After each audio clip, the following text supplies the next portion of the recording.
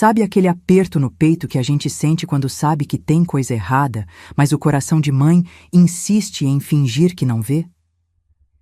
Eu estava na janela da cozinha, terminando de secar a louça do almoço. O rádio do vizinho de cima estava alto, tocando aquele sertanejo antigo, e o cheiro de asfalto quente subia da rua. Era uma terça-feira comum, daquelas que a gente acha que nada vai acontecer. Aí o carro preto parou.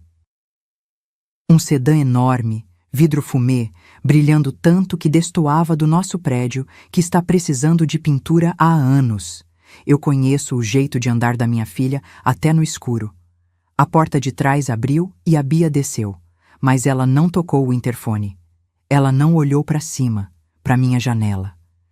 Ela ficou parada na calçada, olhando para o relógio de pulso dourado, batendo o pé nervosa, como se o chão onde ela cresceu estivesse queimando o sapato de salto dela. O seu Cláudio, nosso porteiro há 20 anos, até fez menção de abrir o portão, todo sorridente, mas a Bia fez um sinal seco com a mão. Não, ela não ia entrar. Desci as escadas, sentindo minhas pernas pesadas, uma fraqueza estranha nos joelhos. Quando cheguei lá embaixo, o ar-condicionado do carro dela ainda estava ligado, zumbindo. Ela estava linda, preciso admitir. Cabelo escovado, roupa de linho cor de areia, cheirando a perfume importado que impregnou o ar na hora. Mas o olhar dela fugia do meu. "Toma, mãe, rápido!" Foi tudo o que ela disse. A voz baixa, rouca, olhando para os lados para ver se algum vizinho via. Ela esticou o braço e empurrou uma sacola de papelão na minha direção. Uma sacola de grife, mas toda amassada, como se fosse lixo. Eu peguei. Era pesada. Gente, o que eu senti segurando aquela sacola é o tipo de humilhação que eu não desejo para ninguém. Se você valoriza família e verdade, já se inscreve aqui no canal, porque essa história vai te mostrar até onde a mentira de uma filha pode chegar. Eu abri a boca da sacola ali mesmo, na calçada. O sol bateu lá dentro. A primeira coisa que vi foi a renda branca. Minha garganta fechou na hora, parecia que eu tinha engolido vidro. Era a toalha de mesa de renda renascença que eu levei 6 meses bordando para ela. Dei de presente quando ela foi morar sozinha. Ela dizia que era a coisa mais preciosa da casa. Agora estava ali, embolada, com uma mancha de café num canto, jogada em cima de um álbum de fotos antigo, o álbum da infância dela. "Bia?" chamei. Minha voz saiu trêmula. "Você tá devolvendo? O que aconteceu?" Ela já estava com a mão na maçaneta do carro, doida para fugir. O motorista nem desligou o carro. "Não dá para ficar com isso lá, mãe. Não combina. Só guarda para você. Tchau." Não combina. Aquilo me deu um estalo. Não era sobre decoração. O seu Cláudio estava fingindo varrer a calçada, mas eu sabia que ele estava ouvindo. A vergonha me subiu pelo pescoço, quente. Mas junto com a vergonha veio uma clareza fria, daquelas que só a decepção traz. Eu não chorei. Engoli o choro junto com a saliva. Dei 2 passos rápidos e segurei o braço dela. A pele dela estava gelada, apesar do calor. Ela travou. O corpo dela ficou rígido. "Me solta, mãe. Vão ver a gente." Eu cheguei bem perto. Podia ver a maquiagem perfeita cobrindo as olheiras dela. Ela estava apavorada. Não de mim, mas de ser vista comigo. Sorri. Um sorriso triste, mas firme. "Você disse para eles que eu morri? Não disse, Beatriz?" Perguntei baixo, olhando no fundo do olho dela. "Porque defunto não aceita devolução." Ela ficou pálida. A boca abriu e fechou, mas nenhum som saiu. Ela puxou o braço com força, quase caindo, e se jogou para dentro do carro como se estivesse fugindo de um assalto. O carro arrancou cantando pneu. Fiquei ali, sozinha na calçada, com o peso da minha vida devolvida naquela sacola. O seu Cláudio parou de varrer e me olhou, sem graça. "Tudo bem, dona Helena?" Eu respirei fundo, ajeitei a postura e entrei no prédio. Eu precisava ver o que mais tinha naquela sacola.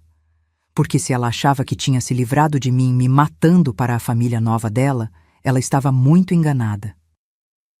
Entrei em casa e tranquei a porta com 2 voltas, coisa que eu nunca faço durante o dia. Minhas pernas tremiam tanto que precisei puxar a cadeira da cozinha para não cair. O silêncio do apartamento, que eu sempre gostei, de repente parecia um grito. Só se ouvia o zumbido velho da geladeira. Coloquei a sacola em cima da mesa de fórmica. Ali, sob a luz clara da tarde, aquilo parecia uma bomba relógio. Eu tinha medo de mexer. Medo real. Sabe quando você não quer ver o tamanho do estrago? Fui até o filtro de barro, enchi um copo d'água e bebi num gole só. A água estava fresca, mas desceu rasgando. O gosto amargo de Billy não saía da minha boca. Respirei fundo e virei o conteúdo da sacola na mesa. Caiu tudo de uma vez. O álbum de fotos bateu pesado. A toalha de renda escorregou para o lado. E um porta-retrato deslizou até a ponta da mesa. Era uma foto nossa, da formatura dela. Eu estava abraçada nela, sorrindo aquele sorriso besta de mãe orgulhosa. Mas o vidro estava trincado bem em cima do meu rosto.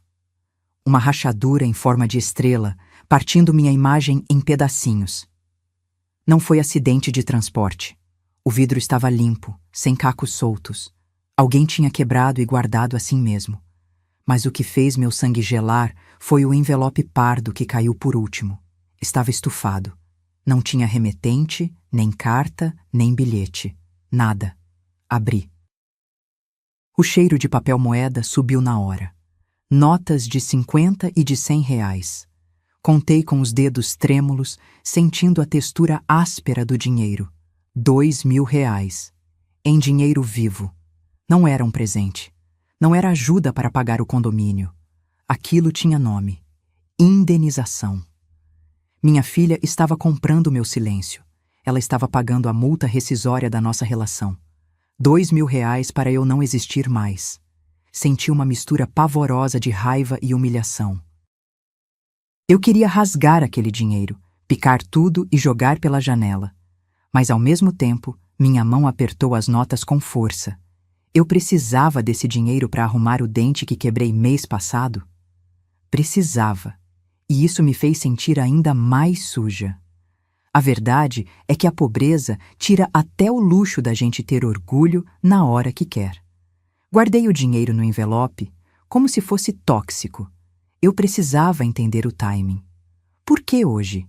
Por que agora, numa terça-feira qualquer? A Bia é calculista. Ela não dá ponto sem nó. Olhei para o calendário de ímã na geladeira. Nada. Foi aí que lembrei da Sônia. A Sônia trabalhou comigo na limpeza de escritórios anos atrás, mas agora estava fixa na cozinha de um buffet de luxo, o Imperium.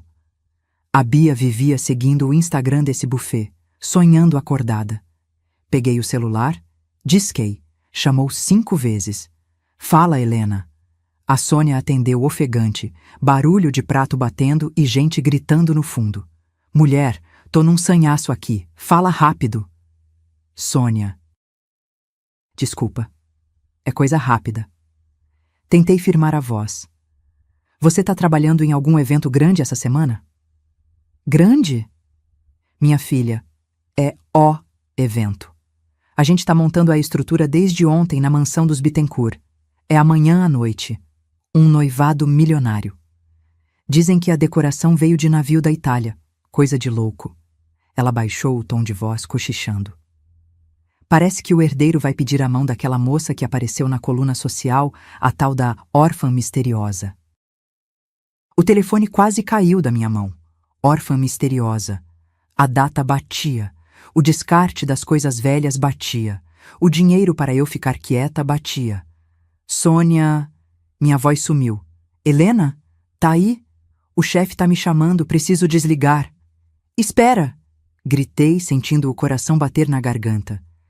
Vocês precisam de alguém para a equipe de limpeza ou copa? De última hora? Sônia ficou muda por um segundo. Ué, tá precisando de grana?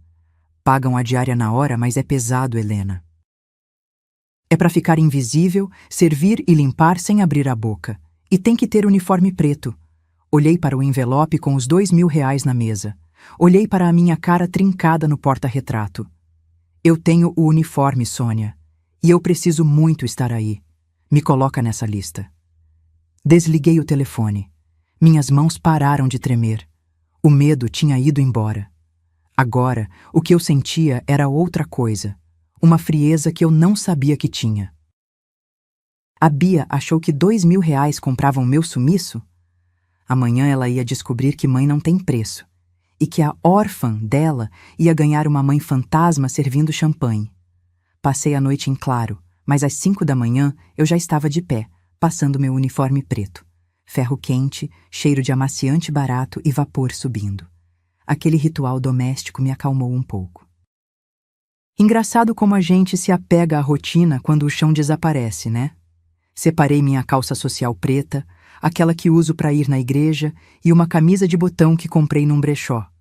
O sapato era o velho moleca de guerra, solado de borracha para não fazer barulho. Quem trabalha servindo os outros sabe de um segredo que a elite ignora. O uniforme é uma capa de invisibilidade. Você veste o preto e, magicamente, deixa de ser gente. Vira mobília, vira bandeja. Peguei 2 ônibus até o bairro dos Jardins. A paisagem foi mudando pela janela. Saiu o reboco sem pintura. Entrou o muro alto com cerca elétrica e era trepadeira. Desci no ponto final, 2 ruas para cima da mansão dos Bittencourt. Entrei pela portaria de serviço, na lateral. Aquela humilhaçãozinha básica. Apresentar RG, ser revistada, deixar a bolsa num armário enferrujado. O segurança nem olhou na minha cara, só conferiu se eu não estava levando faca. Mal sabia ele que o perigo ali não era a arma branca, era a verdade. A cozinha do buffet era um formigueiro. Gente gritando, cheiro de massa folhada e camarão. Encontrei a Sônia perto da máquina de gelo. Ela me deu um abraço apertado, daqueles que estalam as costas. Mulher, você tá pálida. Tem certeza que aguenta? O ritmo hoje é de cão. Sônia ajeitou minha gola preocupada. Um gesto de carinho que a minha própria filha não me dava há anos. Eu preciso, Sônia. Preciso ver. Como essas pessoas vivem. Menti, mas nem tanto. Tá bom, fica na copa fria comigo, montando o canapé. Ninguém enche o saco. Foi aí que o maître, um homem baixo com cara de quem chupou limão, reuniu a equipe para passar o roteiro da noite. Ele segurava uma prancheta com o cronograma. Atenção, pessoal. A noiva, Dona Beatriz, é extremamente exigente com o silêncio. Ele enfatizou o extremamente. Ela tem enxaquecas fortes devido ao trauma passado. Então, nada de bater talher. Eu segurei o riso nervoso. Trauma? A Bia ouvia funk no último volume enquanto limpava a casa comigo. A enxaqueca era frescura nova, mas o que ele disse depois fez meu sangue parar. Às 22h teremos o momento do brinde. Vai haver 1 minuto de silêncio em memória aos falecidos pais da noiva, barão e baronesa de... Enfim, os pais europeus dela. Nesse momento, serviço paralisado. Estátuas. Entenderam? Barão e baronesa. Minha filha não só me matou, ela me substituiu por um conto de fadas. Senti uma tontura, uma pressão forte nas têmporas. Tive que segurar na bancada de inox gelada para não cair. Olhei para o cronograma colado na parede. Lá estava a lista de restrições alimentares. Noiva. Alérgica a amendoim. Risco de choque anafilático. Eu franzi a testa. A Bia comia paçoca de colher quando ficava ansiosa. Era o doce preferido dela. Ela nunca teve alergia. Aquilo não era só mentira social. Era uma armadilha médica que ela mesma tinha criado. Se ela comesse amendoim sem querer, teria que fingir passar mal? O nível de teatro dela me assustou. Helena? Vamos? Sônia me chamou, me entregando uma bandeja de prata pesada. Respirei fundo, engolindo o nó na garganta. Vamos. Empurrei a porta vai e vem que separava a cozinha do salão. O ar-condicionado bateu no meu rosto, gelado. O salão era imenso, lustres de cristal que pareciam cachoeiras de luz. E lá no fundo, rindo alto com uma taça na mão, estava ela. Minha filha. Ela estava de costas, mas eu reconheci o jeito que ela mexia no cabelo quando estava insegura. Ela não mudou tanto assim. O medo ainda estava lá. Eu dei o primeiro passo para dentro do salão. Eu não era mais a mãe dela. Eu era a Dona Maria, a copeira. E eu estava prestes a servir o veneno que ela mesma encomendou. Entrar naquele salão foi como pisar em outro planeta. O ar era perfumado com lírios frescos, centenas deles, abafando qualquer cheiro de realidade. O piso de mármore era tão polido que eu tinha medo de escorregar com meu sapato de borracha gasto. Eu segurava a bandeja com taças de cristal como se fosse um escudo. Regra número 1 da copeira: olhe para o copo vazio, nunca para o rosto do convidado. Se você não fizer contato visual, você não existe. Fui circulando, servindo água e champanhe. Meus pés já latejavam. Aquele sapato barato apertava meu joanete, uma dorzinha fina e constante que me mantinha alerta. É curioso como a dor física ajuda a gente a não desmoronar emocionalmente. Ela ancora a gente no chão. Parei perto de um sofá de veludo onde duas senhoras conversavam. Uma delas era a mãe do noivo, Dona Cecília. Uma mulher elegante, cheia de pérolas, mas com aquele olhar de quem nunca precisou parcelar uma compra na vida. "A Bia é um anjo, não é?" a amiga comentou, pegando um canapé da minha bandeja sem nem agradecer. "Uma santa", Dona Cecília suspirou, fazendo um sinal da cruz discreto. Você imagina a dor dessa menina? Perder pai e mãe naquele acidente de esqui nos Alpes? E tão jovem. O Felipe me contou que ela teve que identificar os corpos sozinha. Senti um soco no estômago. Minha mão tremeu e as taças tilintaram. O barulho foi leve, tlim, tlim, mas para mim soou como um tiro. Eu não morri na neve. Eu morri de tanque cheio de roupa e varizes na perna. A criatividade da minha filha para me matar era cruel, mas sofisticada. Alpes, esqui. Ela transformou minha vida de luta numa tragédia chique. Respirei fundo, travando o maxilar. "Calma, Helena. Você é mobília." Ajeitei a postura e continuei parada ali, fingindo arrumar os guardanapos de linho na mesa de centro. "E o desapego?" Cecília continuou, baixando o tom, confidencial. Ela me disse que doou todo o acervo da família. Prataria, as rendas antigas da avó baronesa. Disse que doía muito olhar. Mandou tudo para o leilão beneficente da Igreja das Dores. Leilão. Meu sangue gelou. A renda da baronesa era a minha toalha de renascença. Aquela que estava agora na sacola de lixo no armário dos funcionários.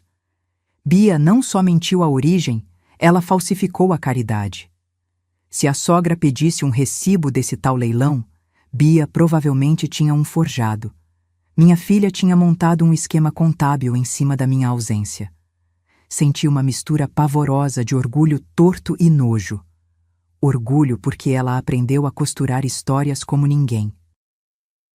Nojo porque a linha que ela usava era podre. Olhei para Dona Cecília. Ela tinha lágrimas nos olhos. Estava emocionada com a mentira. É impressionante como gente rica adora uma tragédia, desde que ela venha embalada em seda. A tristeza dos outros serve de entretenimento para eles. Eu queria gritar: "Eu tô aqui, a baronesa tá servindo sua bebida." Mas engoli o grito. Engoli junto com a saliva seca. O ódio estava virando combustível. Agora não era mais sobre mágoa, era sobre justiça. Se ela disse que doou as relíquias, então as relíquias precisavam aparecer milagrosamente. Foi quando o burburinho do salão aumentou. As cabeças se viraram. A orquestra parou de tocar. "Lá vem ela", alguém sussurrou. Beatriz apareceu no topo da escadaria. Meu Deus, ela estava deslumbrante. Um vestido marfim, simples, caríssimo, parecia uma princesa. uma princesa construída com o meu suor. Ela começou a descer, sorrindo, acenando como a realeza que ela fingia ser. O noivo foi encontrá-la no meio da escada. Eu estava parada bem no pé da escada, com a bandeja cheia. Não tinha para onde correr. O fluxo de garçons me empurrou para a frente. Eu fiquei na rota dela. Senti meu coração bater na garganta, tão forte que achei que a bandeja ia pular da minha mão. Eu estava a 3 metros da minha filha, e ela estava olhando para baixo, cuidando dos degraus. Sabe aquele segundo que dura uma eternidade? Aquele momento em que o mundo para e você só ouve o sangue batendo no ouvido? Tump, tump, tump. Foi isso. Beatriz parou no último degrau. O sorriso de Miss dela murchou em câmera lenta. Ela viu meu sapato primeiro. Aquele sapato moleca, preto, com o elástico frouxo do lado que eu uso para bater perna no centro. Ela conhece aquele sapato. Ela odiava aquele sapato porque dizia que era sapato de pobre que anda de ônibus. Quando os olhos dela subiram e encontraram os meus, eu vi a cor fugir do rosto dela. A pele, que estava rosada de blush importado, ficou cinza.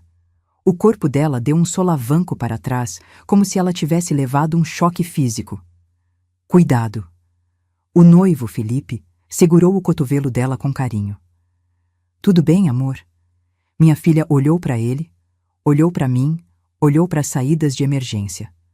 O pânico tem cheiro, sabia? Um cheiro azedo que fura qualquer perfume francês. Eu senti o cheiro do medo dela dali. Eu não recuei, pelo contrário. Dei um passo à frente, invadindo o espaço pessoal dela com a minha bandeja de prata. Meu corpo estava dormente, mas minhas mãos firmaram a bandeja com uma força que eu não sabia que tinha. Era o instinto de sobrevivência. Se eu tremesse, eu perdia. Champanhe, senhora! Minha voz saiu firme, polida, profissional. A voz que eu usei a vida toda para servir gente que nem ela finge ser. Bia arregalou os olhos. A pupila dilatada, preta de pavor. Ela esticou a mão para pegar a taça. A mão tremia tanto que o cristal bateu no outro. Tlim! O barulho foi baixo, mas a gente sabia o que significava. Por um milésimo de segundo, vendo a mão dela tremer daquele jeito, me deu vontade de segurar, de dizer: calma, filha. É instinto de mãe, é uma maldição. A gente quer proteger a cria, até do monstro que a cria virou. Mas eu me segurei. Ela pegou a taça. O noivo já tinha se virado para cumprimentar um primo. Bia se inclinou na minha direção, fingindo que ia pegar um guardanapo. O rosto dela ficou a centímetros do meu. Pude ver a base craquelando no canto da boca dela. Você tá louca? Ela sussurrou, um silvo de cobra. Quanto você quer? Eu te dou 5.000. 10.000. Sai daqui agora ou eu chamo a segurança. O dinheiro de novo. Sempre o dinheiro. Ela achava que eu estava ali para fazer escândalo, para gritar. Ela não entendia que o meu silêncio era muito mais perigoso. Enquanto ela sussurrava, ela mordia o canto interno da bochecha. Notei isso na hora. A Bia faz isso desde os 6 anos de idade, quando conta uma mentira muito grande e tem medo de ser pega. A bochecha esquerda dela chega a inchar. É um tique nervoso incontrolável.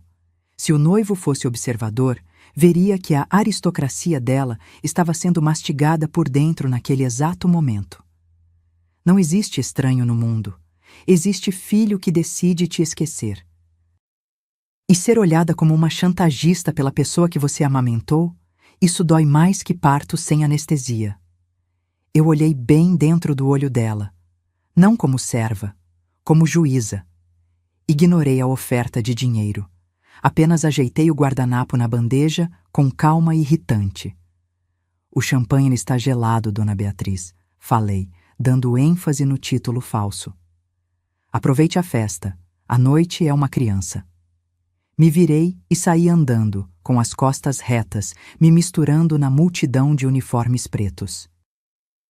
Deixei ela lá, parada, segurando a taça com as 2 mãos para não derrubar, o coração saindo pela boca. Mas eu não fui longe. Fiquei encostada numa pilastra, observando. E o que ela fez a seguir foi o erro fatal dela. A arrogância sempre derruba o mentiroso. Bia bebeu o champanhe num gole só e chamou o chefe dos garçons. Ela apontou para mim de longe. Eu vi o movimento antes dele acontecer. Conheço o corpo da minha filha. Quando a Bia fica acuada, ela ataca. É o jeito dela de retomar o controle.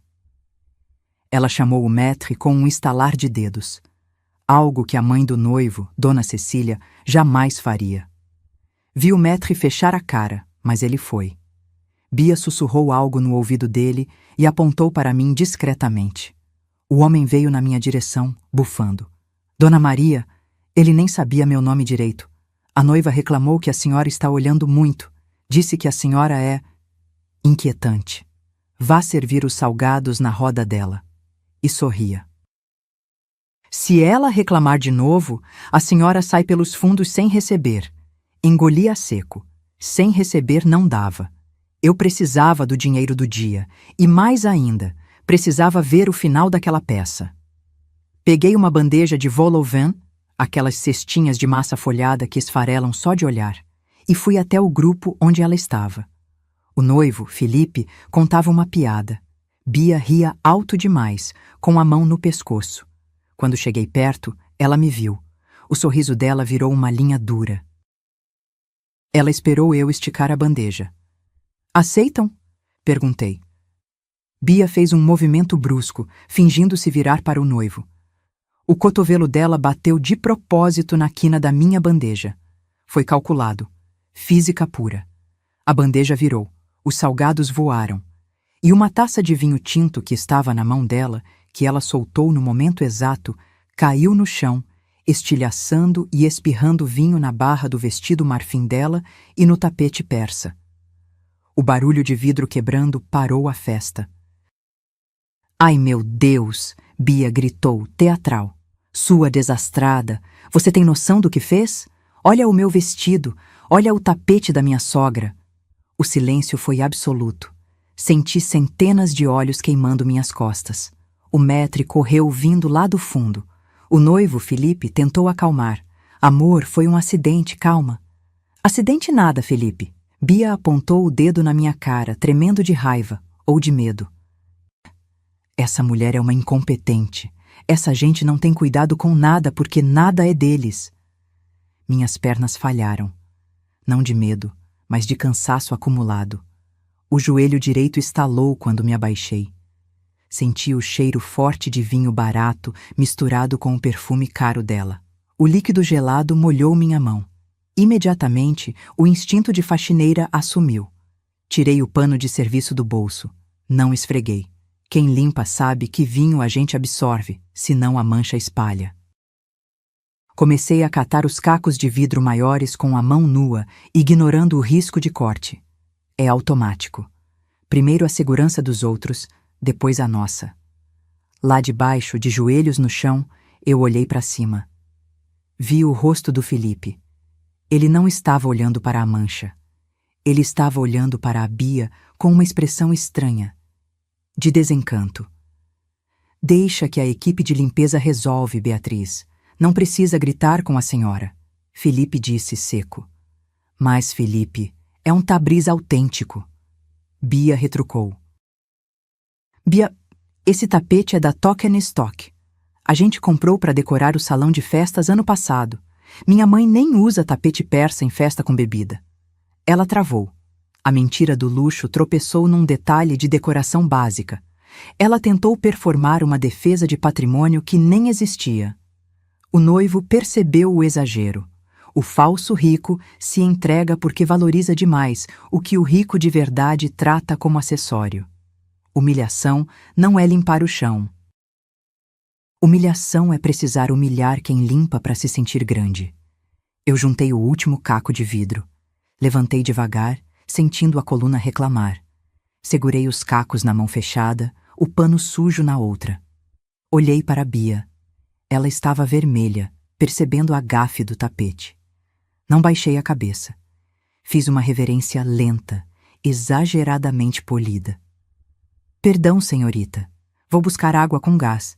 tira a mancha de vinho e de outras coisas. Me virei para a cozinha. A Bia queria guerra? Então ela ia ter.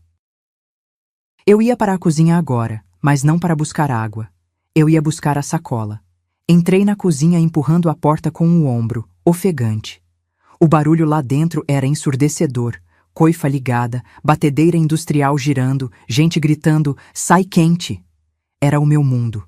Ali eu respirava. Fui direto para a pia de lavagem. Abri a torneira e meti a mão debaixo da água gelada. Foi aí que a adrenalina baixou e a dor veio. A palma da minha mão estava cortada. Um corte fino, mas profundo, feito pelos cacos da taça da Bia. A água misturou com sangue, rodando no ralo.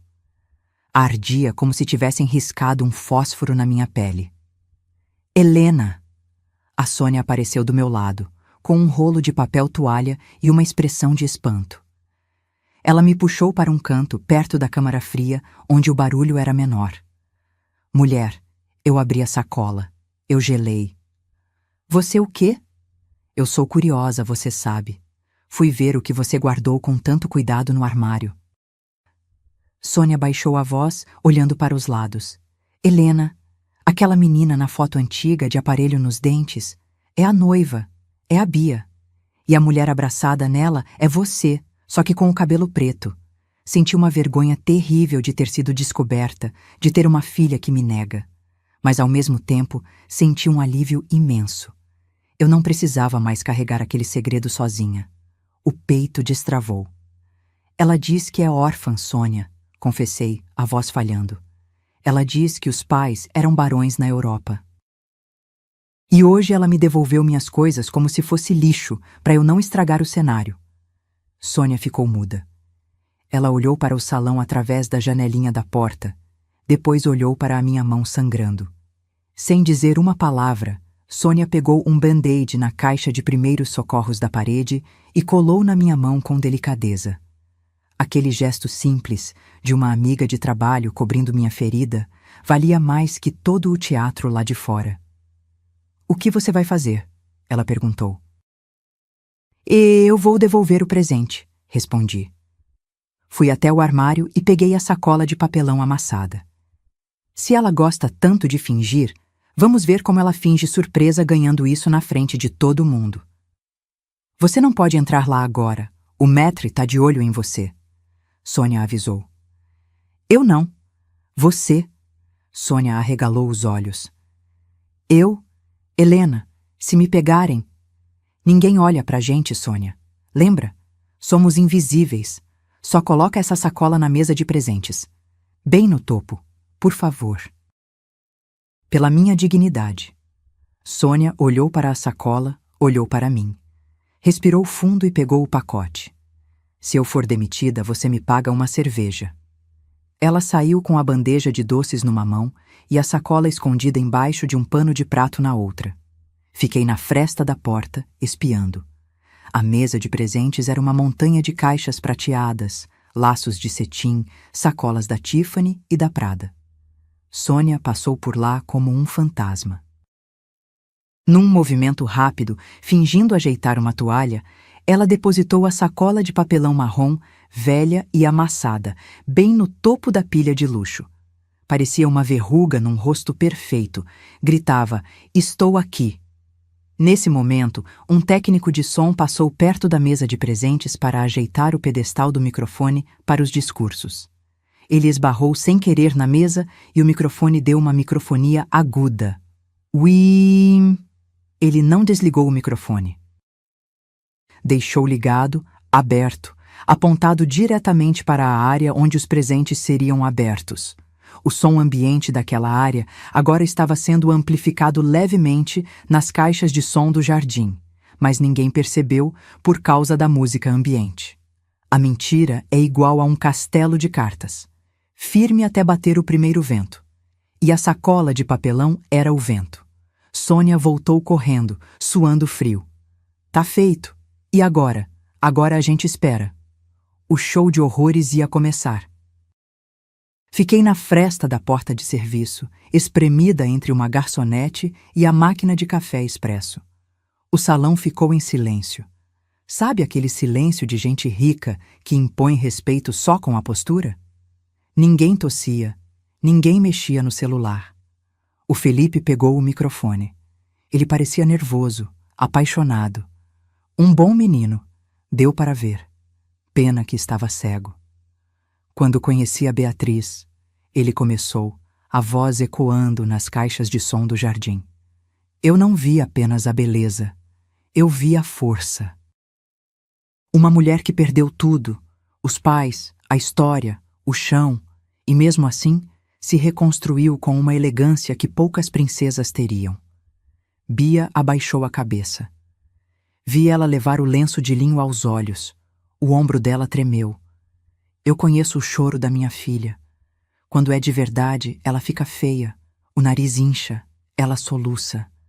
Aquele choro ali, delicado, sem borrar o rímel. Aquilo era atuação de novela das 8. Me deu um enjoo físico, uma náusea que subiu queimando o esôfago. Ela me disse uma vez, Felipe continuou, que a maior dor dela era não ter nenhuma lembrança física da família, nenhum objeto. Que o incêndio, o acidente, levou tudo. Eu trinquei os dentes. Incêndio. Agora era incêndio? A mentira mudava conforme a audiência. Foi aí que a dona Cecília, a sogra, se levantou. Ela estava impaciente. Rica não gosta de discurso longo, gosta de ação. Lindo, filho. Lindo. Mas vamos animar. Quero ver os presentes especiais, a tradição da família Bittencourt. Os garçons trouxeram a mesa de presentes para o centro da pista. As luzes baixaram, focando ali. Era uma pirâmide de caixas prateadas, laços de veludo, sacolas de grifes que custam um carro popular. Mas lá no topo, estava ela, a sacola de papelão pardo, amassada, com a alça de corda desfiando. E, detalhe que eu só vi agora, com uma fita crepe segurando a boca fechada porque o papelão estava rasgado. Parecia um vira-lata sarnento no meio de um canil de pedigree. O contraste era tão gritante que chegava a ser obsceno. Sabe quando você vê uma barata no bolo da festa? O salão fez aquele som. Oh! Um misto de choque e curiosidade mórbida. Ninguém olhava para as caixas da Tiffany. Todos os olhos estavam no papelão sujo. O que é aquilo? Uma convidada sussurrou alto perto da porta. É uma instalação artística? É pobre chique? Bia levantou a cabeça. Quando ela viu a sacola, ela parou de chorar na hora. O lenço caiu da mão dela. Ela reconheceu. Claro que reconheceu. Foi ela quem me entregou aquilo horas antes. Eu queria que ela corresse, que fugisse daquela vergonha. Mas ao mesmo tempo, eu torcia. Abre!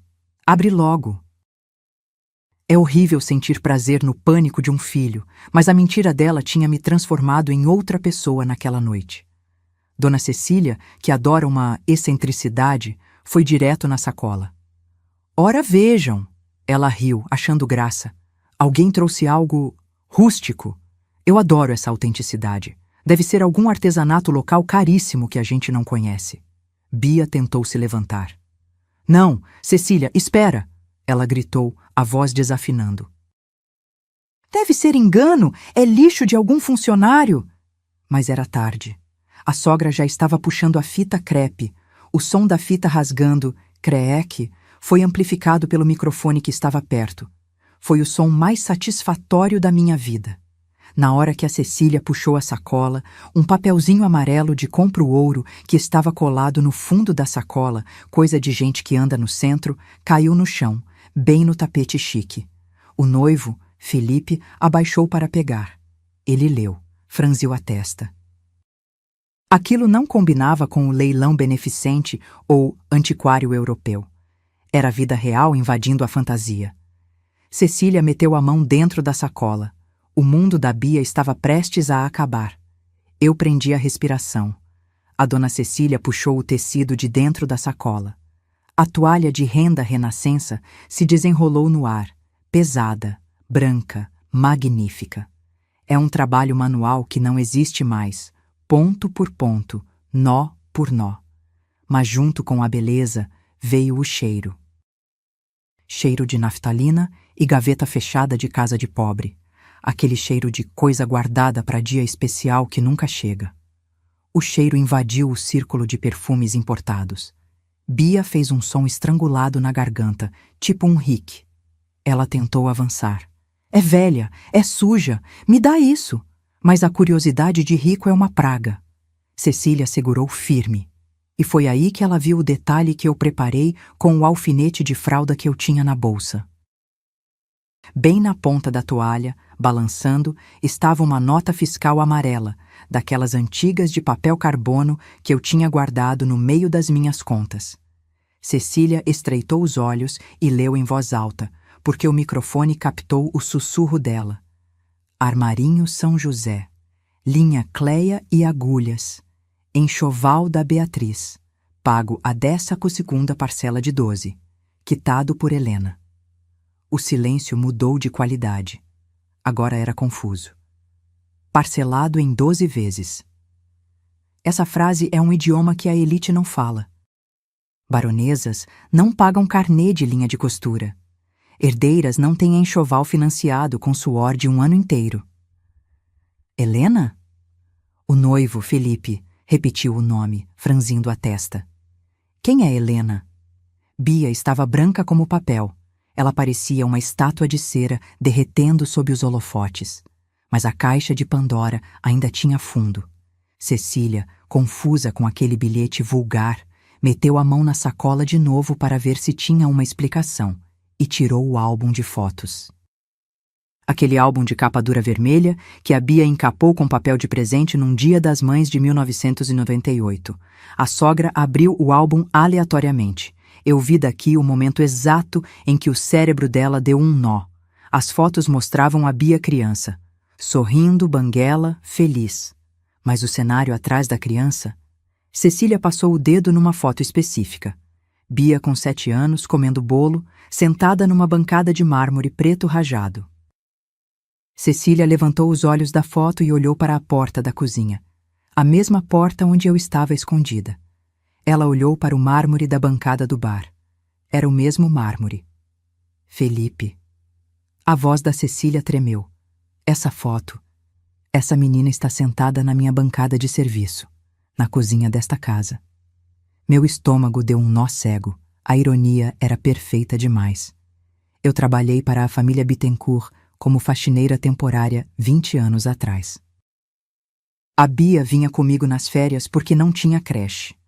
Ela brincava de casinha nos quartos de hóspedes enquanto eu encerava o chão que ela pisa hoje de salto alto. Como essa menina tem fotos brincando na minha área de serviço? Cecília perguntou, a voz subindo 1/8. Quem é você, Beatriz? O passado é um fantasma teimoso. Você pode vestir ele de seda, mas ele sempre volta usando o chinelo velho que você tentou esconder. Bia abriu a boca para inventar mais uma mentira, talvez dizer que era uma visita diplomática, mas o envelope pardo, aquele com os 2.000 roures do suborno, escorregou de dentro do álbum e caiu no chão, aberto. As notas de R$ 50 voaram no tapete, junto com o bilhete que eu reescrevi na cozinha. Felipe abaixou e pegou o bilhete. Ele leu, e a expressão dele mudou de confusão para o horror puro. Felipe segurava o papel de caderno pautado, que eu tinha arrancado da minha caderneta de anotações de faxina, como se fosse um documento de guerra. O silêncio no salão era tão pesado que dava para ouvir o zumbido das lâmpadas. Lê, Felipe. A mãe dele, Dona Cecília, ordenou. A voz dela não tinha mais doçura. Era gelo puro. Felipe ajustou os óculos. Ele estava pálido. Ele olhou para Bia, depois para o papel, tentando processar o impossível. Para a Beatriz... Ele começou a ler, a voz saindo falhada no microfone que ainda captava tudo. Aqui estão os R$ 2.000 que você me entregou na calçada hoje cedo. Você comprou roupas novas, nome novo e família nova. Mas o meu silêncio, minha filha, você não tem saldo para comprar. Assinado, sua mãe. Minha audição sumiu por um segundo. Só ouvi um pi agudo no ouvido. Minhas mãos suavam frio, mas, estranhamente, minhas pernas pararam de tremer. Era como pular de paraquedas. Depois que você salta, o medo passa e só sobra a queda. O salão explodiu em sussurros. Mãe, mas ela não é órfã. 2.000 reais. Bia parecia que ia vomitar. Ela levou a mão à boca, os olhos vidrados, balançando a cabeça em negação frenética. Isso é mentira, Bia gritou, a voz estridente, feia. É um trote. Alguém plantou isso. Eu não tenho mãe. Minha mãe morreu na Europa. Isso é coisa dessa criadagem invejosa. Foi a deixa. Eu estava na porta da cozinha. Desamarrei o avental preto do buffet. Tirei devagar. Dobrei. Por baixo, eu estava com minha blusa de malha cinza e a calça social simples. Não era roupa de festa, mas era roupa de gente. Minha roupa. Dei 2 passos para dentro do salão iluminado. A luz do refletor bateu no meu rosto. Eu não baixei a cabeça. Procurei o olhar da Dona Cecília. Não é trote, Dona Cecília. Minha voz saiu firme, sem microfone, mas projetada, do jeito que a gente aprende gritando para a criança descer do muro. E o dinheiro é verdadeiro. Pode conferir as notas. Elas têm cheiro de banco, foram sacadas hoje. Todos se viraram para mim. Bia olhou. Quando ela me viu sem o uniforme, despida da invisibilidade, ela deu um passo para trás e tropeçou na cauda do próprio vestido.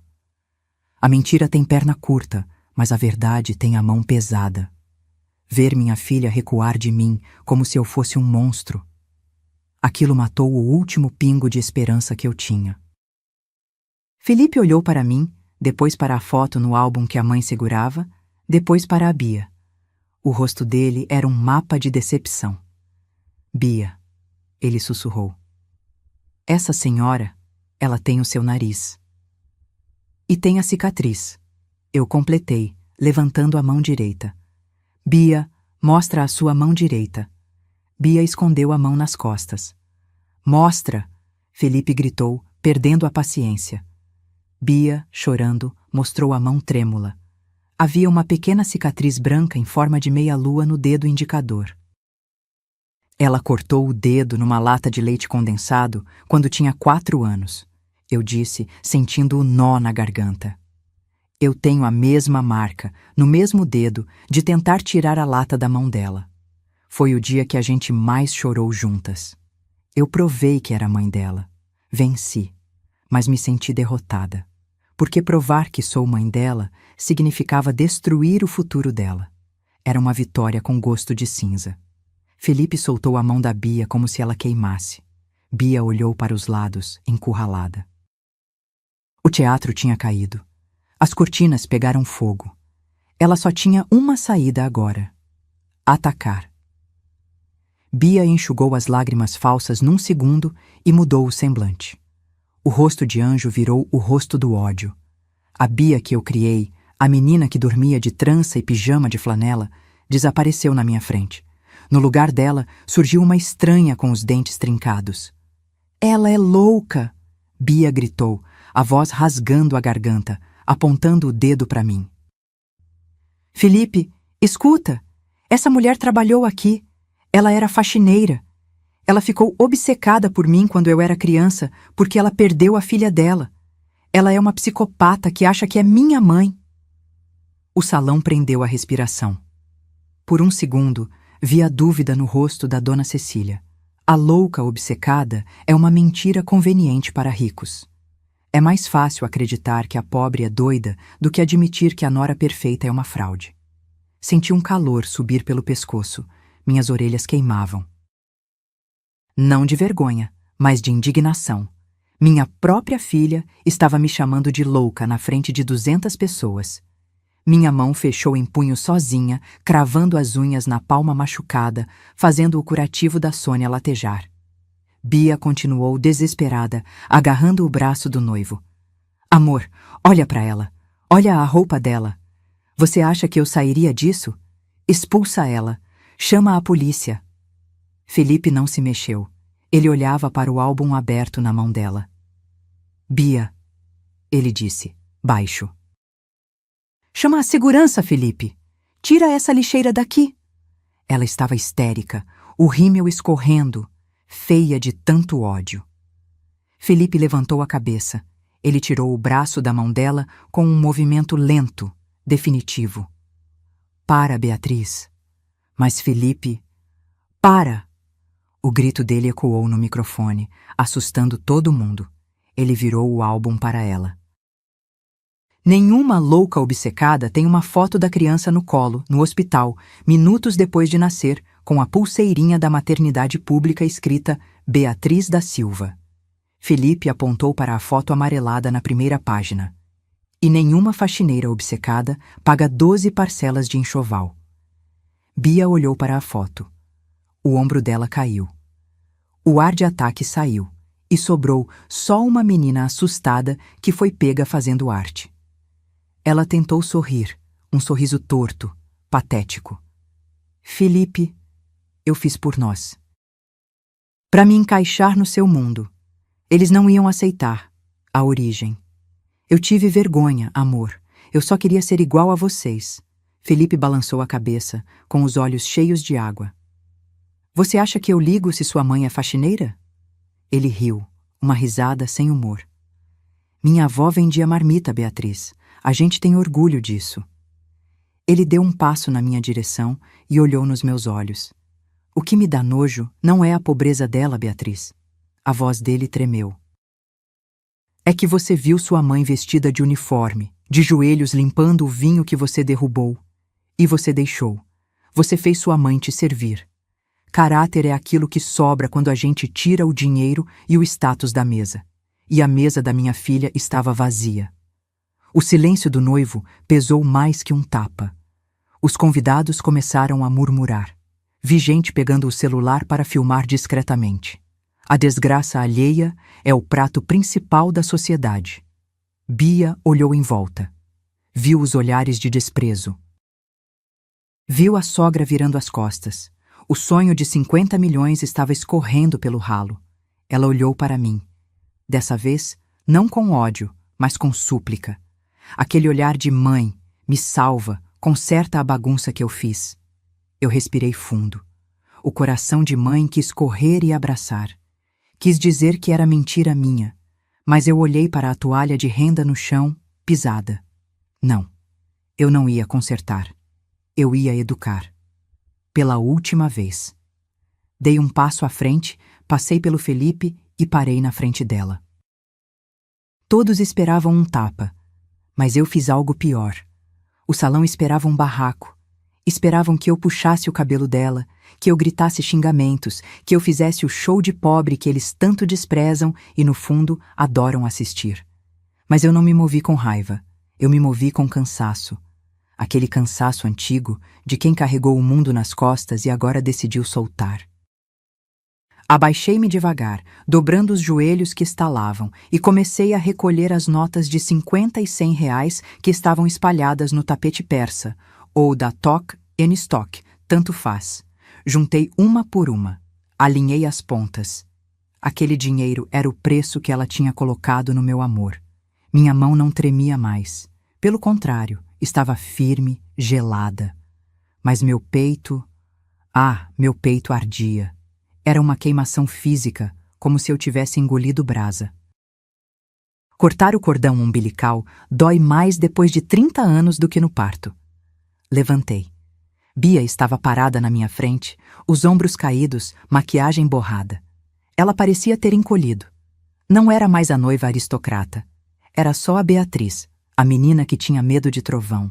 Ela esticou a mão na minha direção, os dedos trêmulos, implorando silenciosamente por um abraço, por um "tá tudo bem, mamãe resolve". Eu olhei para a mão dela. Olhei para a cicatriz no dedo. Tudo em mim gritava para abraçá-la. É biológico. É instinto. Eu queria limpar o rosto dela, tirar ela dali, fazer um chá, mas eu sabia que se eu fizesse isso, eu estaria validando o monstro que ela se tornou. Amar, às vezes, é deixar cair. Peguei o maço de dinheiro alinhado e bati com força na palma da mão aberta dela. O estalo puff ecoou no silêncio. Ela fechou os dedos no dinheiro por reflexo. Toma, falei. Minha voz saiu baixa, rouca, mas cada sílaba era uma pedra. Guarda, você vai precisar. Mãe. Ela soluçou, um fio de voz. Me perdoa. A gente conversa em casa. Eu sorri. Um sorriso triste que não chegou nos olhos. Casa? Repeti. Bia, hoje cedo você foi na minha porta e não entrou. Você me deixou na calçada porque disse que eu não combinava com a sua vida nova. Você me tratou como uma estranha para não passar vergonha. Dei um passo para trás, criando um abismo entre nós. Pois agora eu aceito a sua regra. Eu sou uma estranha. Respirei fundo, sentindo o cheiro das flores que agora me enjoava. Pega esse dinheiro e chama um Uber Black, Beatriz. Vai para um hotel, vai para casa de amiga, vai para onde você quiser. Porque na minha casa, estranho não entra. A gente aguenta fome, aguenta frio, aguenta trabalho pesado. Mas a gente não aguenta ser invisível para quem a gente pariu. Virei as costas. Não esperei a resposta. Não olhei para o Felipe, que estava tirando a aliança do dedo. Não olhei para a dona Cecília, que estava catando a toalha de renda do chão com cara de nojo. Caminhei em direção à saída. O corredor de gente rica se abriu. Eles se afastavam de mim não por nojo, mas por respeito, ou medo. A dignidade de uma mãe ofendida é uma força da natureza. Ouvi o choro da Bia explodir atrás de mim. Um choro feio, alto, desesperado. O som do arrependimento tardio. Não parei. O portão de ferro da mansão se fechou atrás de mim com um estalo pesado. Clang. Parecia o barulho de uma cela se abrindo, não fechando. O ar da rua era quente, cheiro de escapamento e poluição, mas para mim parecia o ar mais puro do mundo. Eu respirei fundo, enchendo o pulmão até doer. Helena, espera! Ouvi o barulho de saltos correndo no asfalto. Me virei. Não era o Felipe, não era a Bia, era a Sônia. Ela vinha correndo, segurando a barra da saia do uniforme com uma mão e balançando algo branco na outra. Ela parou na minha frente, ofegante, com o rímel levemente borrado de tanto que suou na cozinha.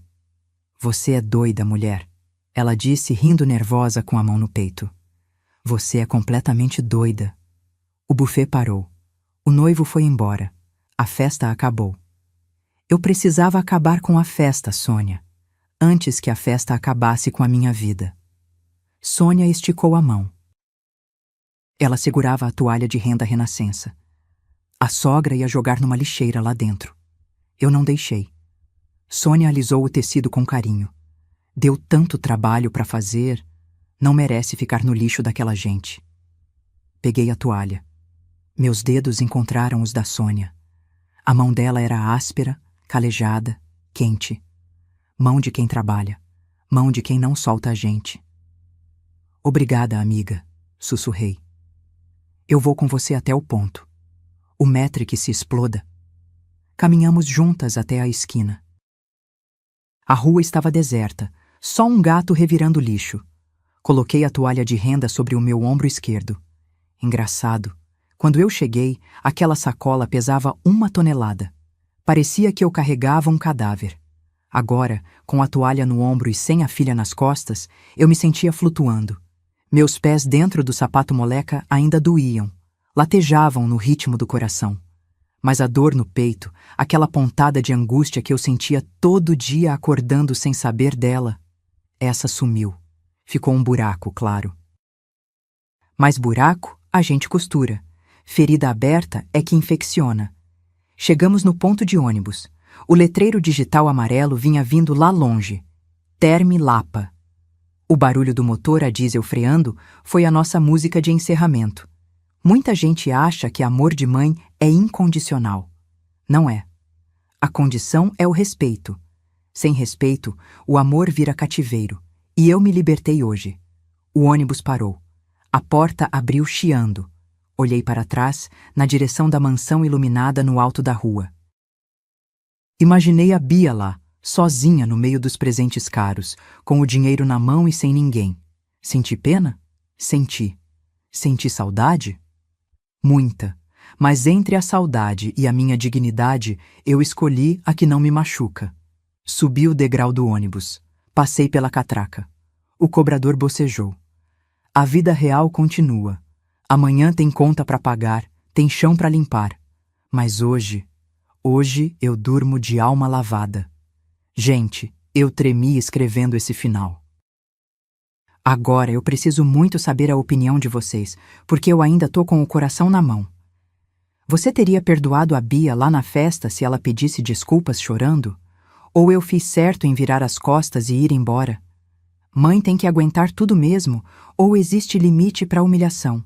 Me conta aqui nos comentários. Eu vou ler todos. Quero saber se eu fui muito dura ou se foi justiça. Ah, e já deixa o like se você torceu pela Sônia, a verdadeira heroína, e se inscreve no canal. Comenta também. De qual cidade você está assistindo essa história? Até a próxima. E lembrem-se, a gente cria filho pro mundo, mas torce para ele não esquecer o caminho de casa. Tchau.